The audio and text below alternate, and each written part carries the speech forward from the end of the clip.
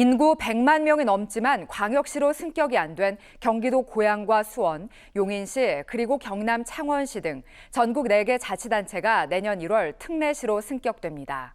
하지만 출범 전부터 빈 껍데기 특례시가 될 것이라는 우려가 높습니다. 특례시 승격 자치단체들이 행정 수요에 걸맞는 400여 개 권한 이양을 중앙정부에 요구하고 있지만 소기의 경일기입니다. 오늘 한뼘더에서는 무늬만 특례시가 될 수밖에 없는 속사정을 들여다보겠습니다. 갈태웅 기자입니다. 광장을 수놓은 각양각색의 꽃. 외국인 관람객도 어렵지 않게 볼 수 있습니다. 경기도 고양시의 최대 축제이자 주요 수출 창구로 활용되는 국제꽃 박람회장입니다. 매년 딥퍼플과 같은 장미를 중심으로 최대 3천만 달러까지 계약을 성사시켰습니다. 이처럼 장미는 고양시 화훼농가의 주력 품종입니다. 하지만 특화 작목을 연구 개발하는 시험장은 경기도 농업기술원에만 둘 수 있도록 규정하고 있습니다. 도지사 직속의 농업기술원장만 특화 작목 시험장을 둘 수 있는 지방자치 관련 대통령령 때문입니다. 결국 고양시는 자체 육종 온실을 만들어 500여 종의 장미를 육성하고 있습니다. 이런 실정에서 특례시 전환 소식은 기대를 높이기에 충분했습니다. 육종뿐이 아니라 생산, 재배, 그리고 그 수확과 관리 이르기까지 전반적인 것을 다 우리가 할 수 있기 때문에 지금 시너지 효과가 클 것으로. 하지만 중앙정부는 어떠한 권한도 넘겨주지 않고 있습니다. 문제는 이런 현실이 장기화될 것이라는 관측이 지배적이라는 것입니다.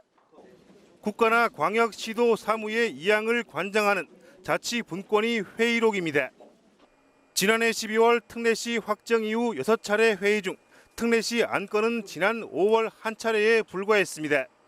이마저도 다음 회의로 넘긴다는 언급뿐 6월에는 상정조차 되지 않았습니다.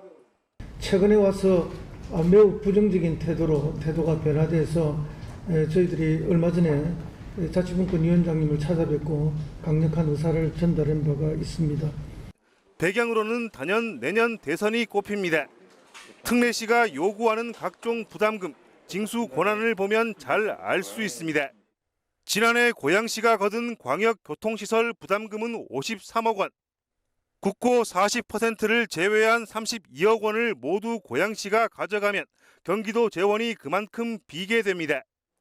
정권 입장에서는 경기도민 전체 표심을 고려하지 않을 수 없다는 뜻이기도 합니다.